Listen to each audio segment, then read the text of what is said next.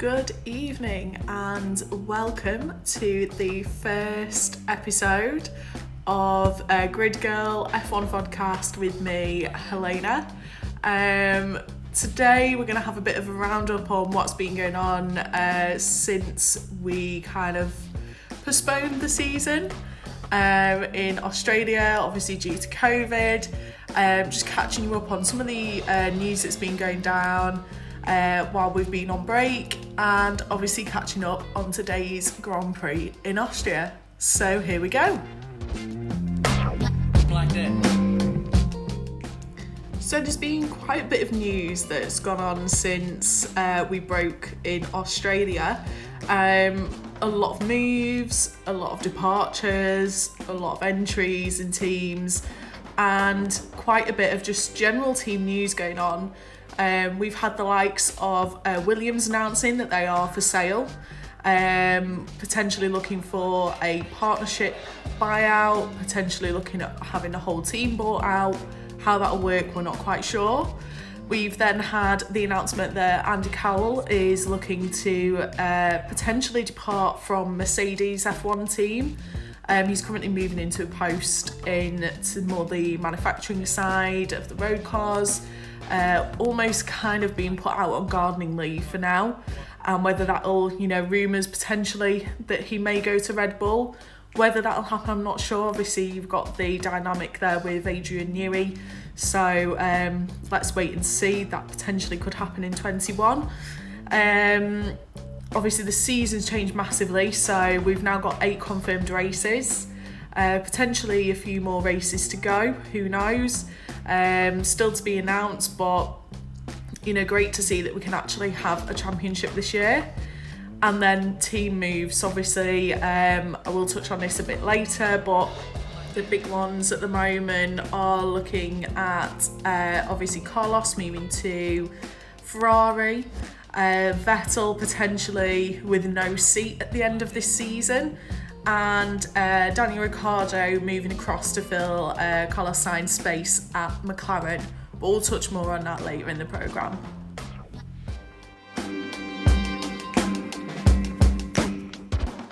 So probably even before the season began, Mercedes' new system that they put on their 2020 car has been the talk of the town. So DAS is being very controversial. That stands for dual access steering.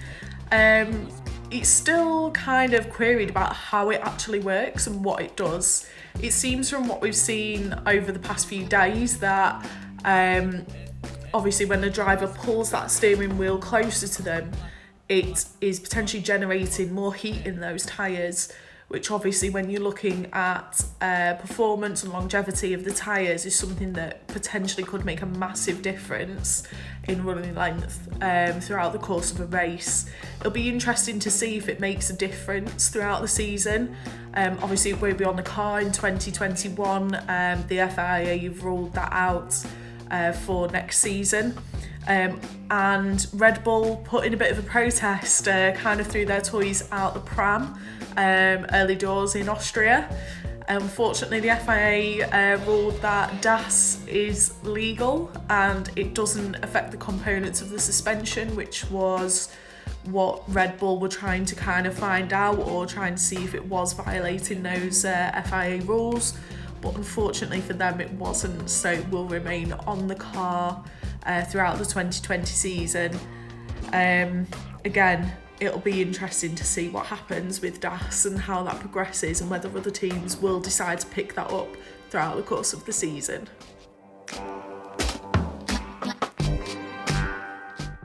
So even though the 2020 season has only just begun, we're already going to be talking about next year. And throughout the break between Australia and Austria, we have seen multiple signings. Obviously this year was going to be a big year in terms of driver changes, as potentially 18 of the drivers were out of contract. So already we've started to see those moves, and it started really with the announcement that Sebastian would no longer be driving for Ferrari in 2021. Quite a big shock, but kind of had rumblings for a while. Sebastian's not been happy there. He'd been rumoured to be talking with Red Bull for a while, and I think it was probably due to happen. With that, it triggered then the next few moves of Carlos Sainz being moved from McLaren to fill Vettel's space at Ferrari. And then obviously with that space at McLaren, we've seen Daniel Ricciardo move from Renault over to McLaren. Not really a massive surprise, as he was in talks with them last year about potentially moving to McLaren. I think that was probably a bit of a mistake signing that 2-year contract with Renault.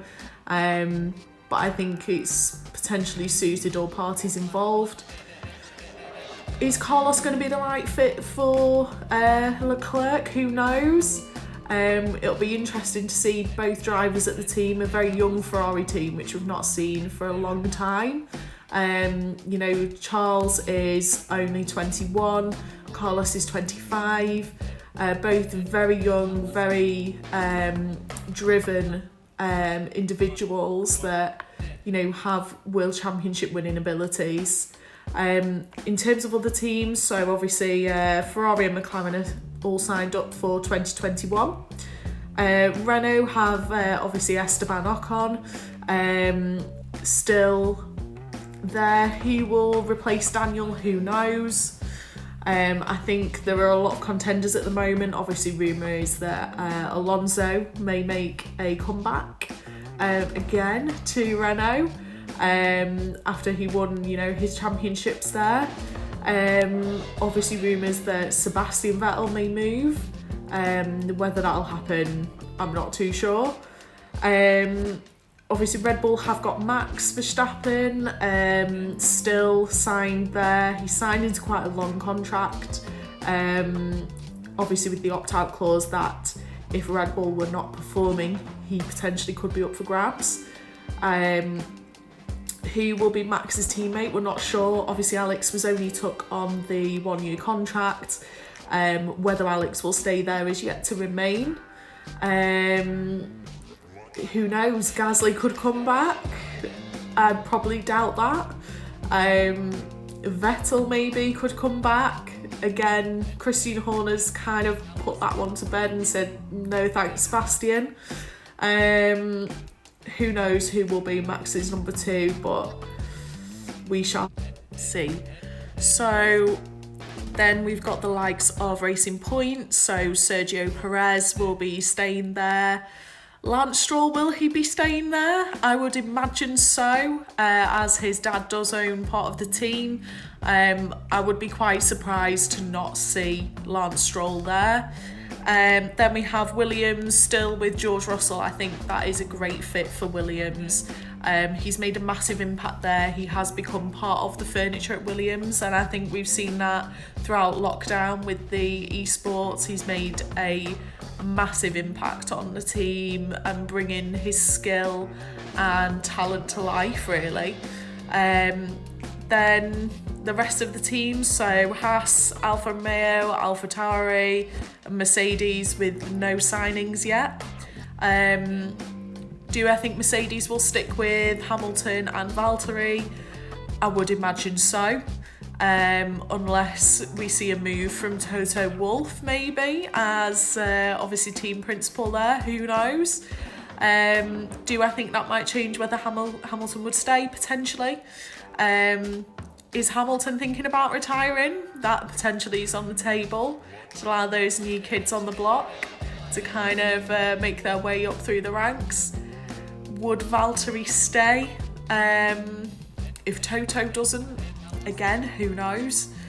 You've got the likes of AlphaTauri, so you've got Daniel Kvyat and my favourite driver, Pierre Gasly there. I think the likelihood is Pierre probably will stay there.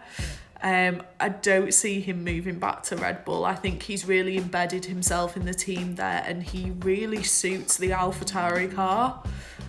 We saw that in Brazil last year when he got his podium, and I think we can probably see great things from him really nurturing that team. Danny Kvyat, probably a bit of a question mark. I mean, he is a safe pair of hands now, but he has had a few runnings with the team and they've not been afraid to drop him in the past. So we shall see. Alfa Romeo, obviously Kimi and Giovinazzi, I think potentially they would stay. And Haas, obviously, Grosjean and Magnussen, I think potentially are in danger if there are some new up-and-coming F1 drivers, or potentially some ones on the sidelines waiting to come back. Neither have particularly impressed Gunther Steinberg. He does get quite annoyed with both drivers, so we'll see if they remain in the team. Questionable, that one. Yeah, I mean, we'll see is the big answer to that one. I think the next few races could make a big impact to some of these team moves. So this weekend obviously marks the first race of the 2020 F1 season after Australia unfortunately got cancelled due to the outbreak of coronavirus. It's a short season plan so far. So we have 8 confirmed races. That's the 2 in Austria, so that's the one this weekend that we've just had. And next weekend, with us visiting Hungary, the following weekend. We'll then have a week's break and then over to Silverstone for the British Grand Prix, and the following weekend, the 70th anniversary F1 Grand Prix. Then moving over to Spain for one race, another week's break, and then looking at moving to Spa for a weekend, and then over to Monza. So the 8 races we have confirmed so far. It's going to be interesting. We know there's definitely going to be a championship. FIA rules state that 8 races can be a championship. There has been talk about moving over to Asia and Abu Dhabi, Bahrain towards the end of the year, potentially moving some of those postponed races, so like Vietnam and Singapore. The Americas is very much a big question mark at the moment, and who knows what we'll see there, whether we'll see a race. I know Canada's been mentioned, but would we travel all that way for one race if we're not going to be having races in the US and Mexico? I think it'll be interesting to see what's going to happen. So, you know, we've got 8 races to come, and hopefully a few more.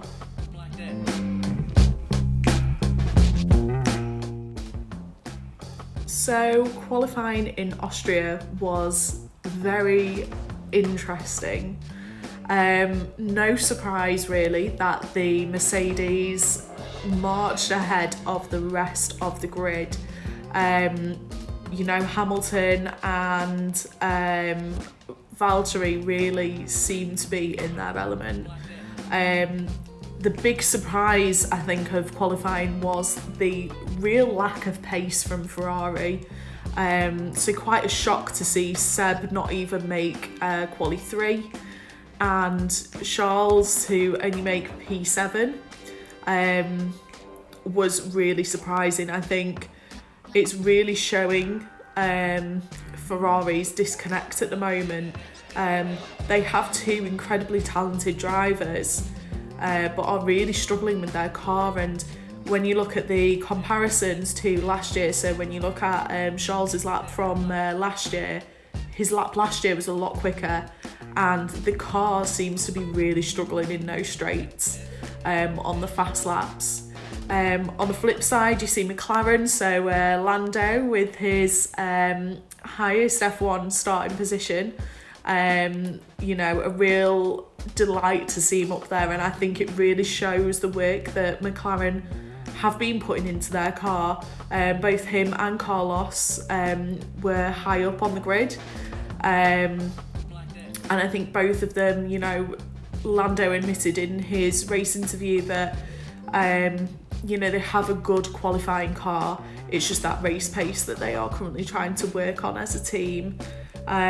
Williams, you know, an improvement there. George Russell, P17, not on that back row. But then a shocker for the Alfa Romeos, pretty much lining up the back of the grid. Who'd have thought? Latifi, very unlucky with that crash in qualifying. Potentially would have seen both Williams off that back row for the first time in a long time. When you actually look at the overall times between that middle pack, if you take out Mercedes, the timings really were very close, especially with that middle pack. And Williams have caught up massively as well. I think it's very interesting to see how that will progress over the next kind of 7 races.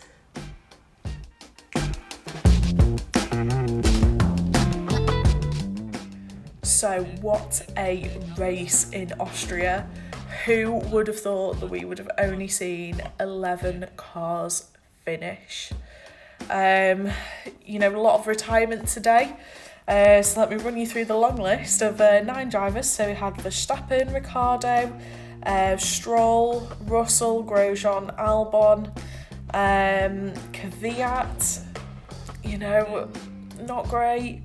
I think it was some of what we expected. So we knew there was potentially going to be some car issues with this race, especially with reliability, because the track is so hard on the cars. And I think it'll be interesting to see next weekend how that will affect the cars. Obviously the cars haven't run for a long time, so this is the longest that the cars haven't been running for. Normally they've had a bit of a good kind of ease into the season at this point, but not, so I think that's probably took its toll a bit. You know, Verstappen with the reliability, what a shame, potentially could have won the race.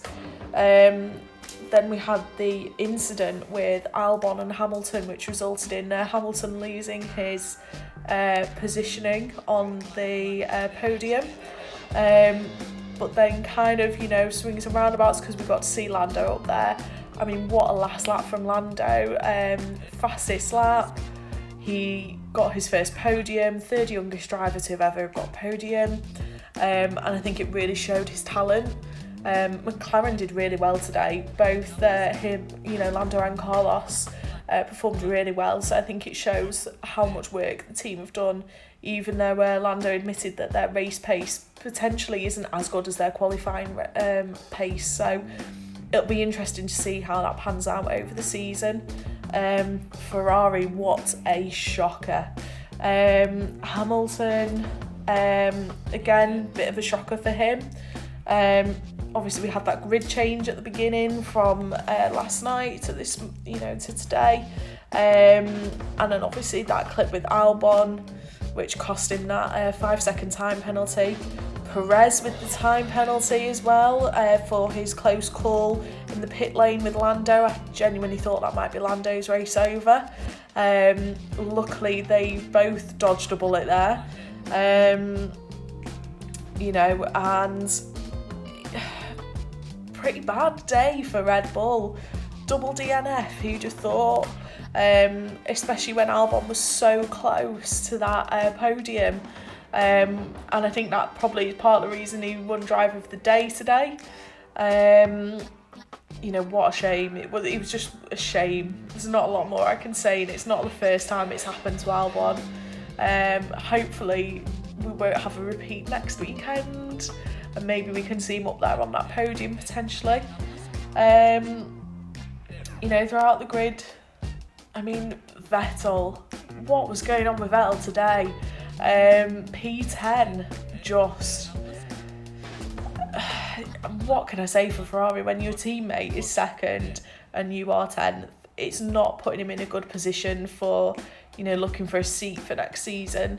That Ferrari car is really not working. I mean, Charles today was fighting with that car and was quite lucky really with the amount of tyre changes that they could have.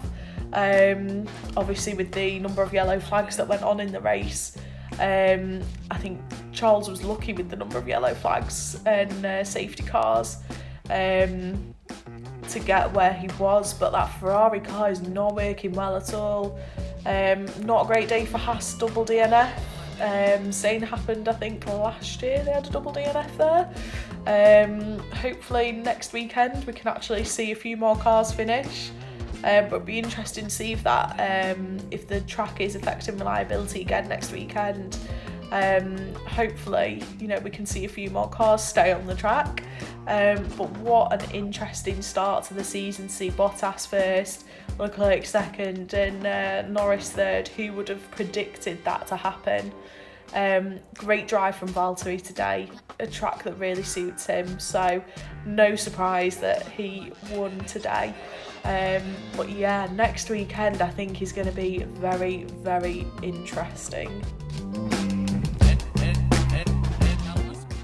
So next week we are back in Austria for the Steiermark Grand Prix, the second round in Austria.